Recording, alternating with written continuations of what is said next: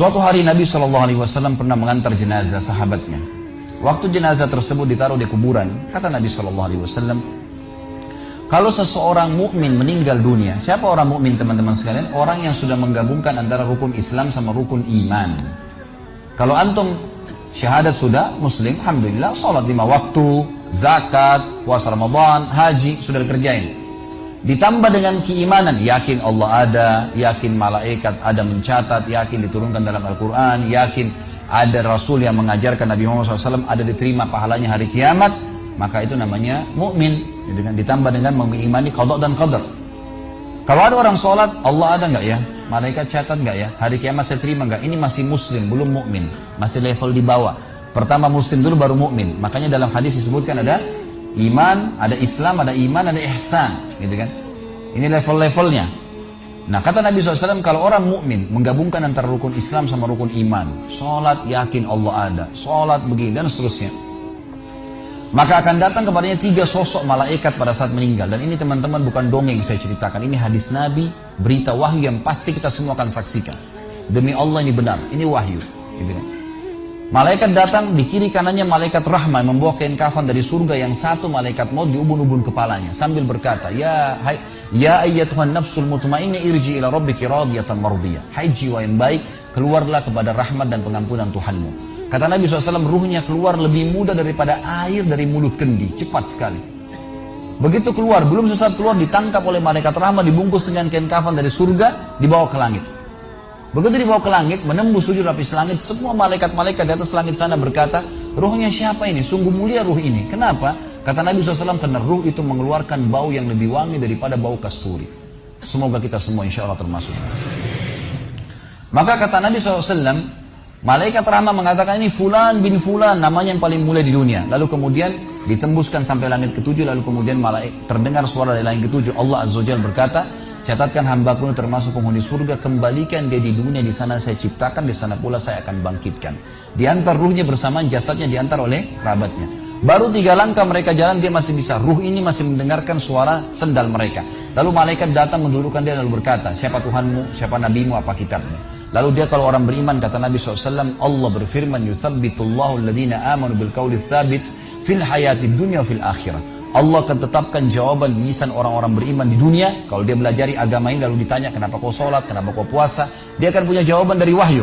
Dan di akhirat, kata ulama tafsir, adalah yang dimaksud pertanyaan mungkar nakir atau malaikat di kuburan. Ringkas cerita adalah dia akan menjawab, Tuhanku Allah, Nabiku Muhammad, kitabku Al-Quran. Pada saat dia jawab jawaban itu teman-teman sekalian, maka tiba-tiba saja kata Nabi SAW, malaikat tersebut membukakan baginya pintu neraka, azab, siksaan, orang teriak-teriak, api yang berkobar-kobar, dia ketakutan. Kata malaikat, lihat dari apa Allah selamatkan dirimu.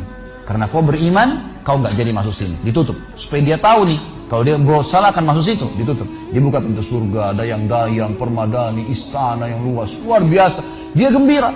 Lalu kata malaikat, kau akan masuk di sini.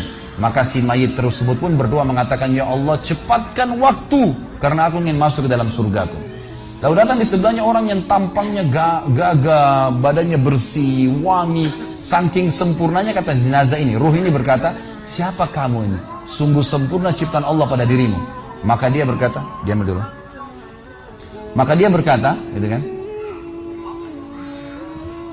Dia berkata, saya amal soleh akan menemani kau sampai hari kiamat. Insya Allah setelah riwayat ini kita sholat. Saya amal soleh akan menemani kau sampai hari kiamat. Maka kata Nabi SAW terdengar suara, ya Allahu alam di sini disebutkan Allah atau malaikatnya, tapi yang jelas menyampaikan dari Allah Subhanahu Wa Taala, lapangkan kuburan hambaku ini seluas pandangan matanya dan bukakanlah pintu surga baginya setiap pagi dan petang dia melihat. Maka jadilah kuburannya taman dari taman surga sampai hari kebangkitan. Baik. Sebaliknya kata Nabi SAW, kalau orang fasik, siapa tadi fasik? Muslim yang masih berbuat maksiat. Teman-teman hati-hati, jangan kena mengandalkan sudah syahadat kemudian bebas berbuat dosa. Hati-hati. Fasik dan orang kafir proses matinya sama. Kata Nabi SAW, orang fasik dan orang kafir akan datang kepadanya 3 malaikat. 2 malaikat azab di kiri kanannya, 1 malaikat maut di bunuh-bunuh kepalanya yang berkata, hai jiwa yang busuk, keluar kepada kemurkaan Tuhanmu. Maka ruhnya berantakan di tubuhnya, tidak berani keluar. Lalu malaikat maut menariknya dengan keras, ibaratnya seperti bulu domba yang dibasahkan, dililitkan di pohon berduri lalu ditarik dengan keras sehingga berantakan bulu domba itu. Keluar, belum sesaat keluar ditangkap oleh malaikat azab, dibungkus dengan kain kafan dari neraka, dibawa. Baru langit pertama nggak dibukain pintu oleh para malaikat. Lalu malaikat langit berkata, siapa ruh ini? Sungguh buruk ruh ini. Kenapa? Kata Nabi SAW, karena ruh itu mengeluarkan bau yang lebih busuk daripada bau bangkai. Wa na'udzubillah. Lalu malaikat azab membawa mengatakan, ini ruhnya Fulan bin Fulan. Ya, orang yang disebutkan nama paling buruk di dunia. Lalu terdengar suara dari langit. Allah berkata, catatkan hambaku ini termasuk penghuni neraka. Di sana, kembalikan dia di dunia, di sana saya ciptakan, di sana pula saya akan bangkitkan. Di antara ruhnya bersamaan pengantarnya mengantar jenazahnya. Begitu masuk dan 3 langkah, ya. Orang-orang mengantarnya lewat, malaikat datang mendudukkan dia mengatakan siapa Tuhanmu, siapa nabimu, apa kitabmu. Walaupun muslim, rekam baik-baik ini. Ya. Lahir dalam keadaan Islam, sesekali sholat, fasik, masih banyak masih tidak tobat sebelum meninggal, sama. Jawabannya kata Nabi SAW dengan orang kafir, innama aqulu kama kana yaqulun nas. Saya nggak tahu, saya cuma ikut-ikut dulu orang bilang apa, nggak bisa jawab. Lalu kemudian dibukakan baginya pintu surga, dayang-dayang, permadani, istana, pemandangan yang luar biasa, gitu kan? Maka dia kagum, kata malaikat, lihat dari apa kau haramkan dirimu.